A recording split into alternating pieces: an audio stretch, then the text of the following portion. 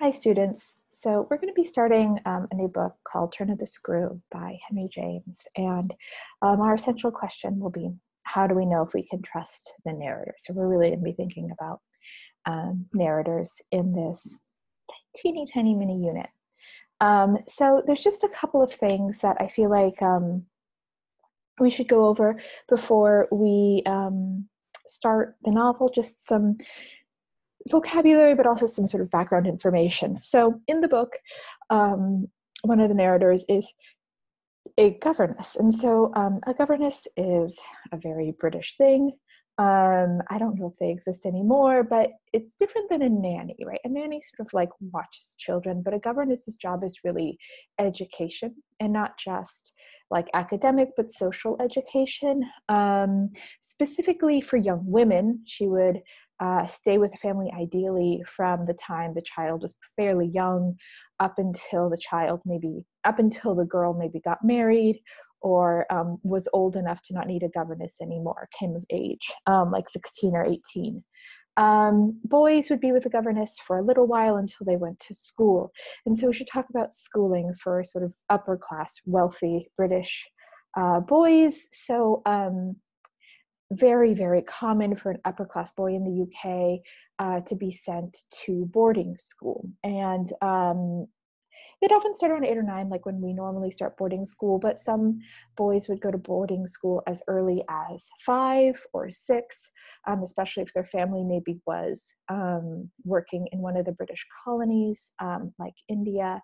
They might send the boys to boarding school so that they could have a very British education.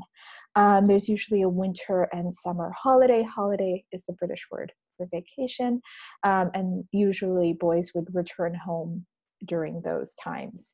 Another word that comes up just at the very beginning of this book is this word parson, which is just a religious figure, kind of like a priest, but a parson can be married and have a family. They're also sometimes called a vicar, which can be a different thing. It's always a religious figure, but sometimes the words are used interchangeably.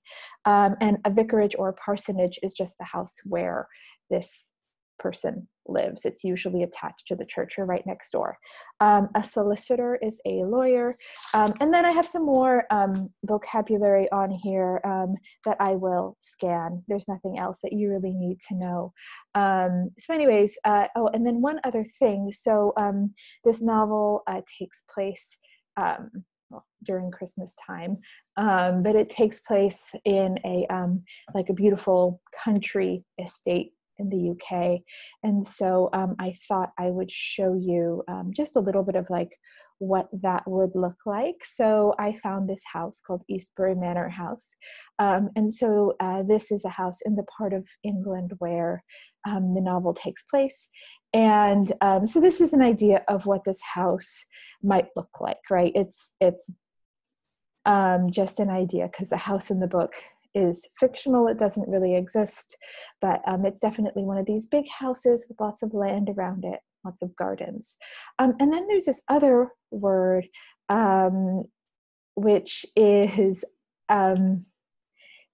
machicolated. I'm not entirely sure how to pronounce it, so I'll have to look at how to pronounce it. But what it is like if you have a tower, you can see this right here, that there are these little holes in the tower, and those holes were actually defensive. So you could throw rocks down the holes, you could pour boiling oil down those holes if somebody was trying to invade your castle, so or your fortress or whatever it was. So anyways, okay, so that's all. So I will be posting the vocabulary in a little bit. I'll be scanning that. And I look forward to you all reading this book. You're going to be reading up to chapter 4, so page 29. Happy reading. Bye.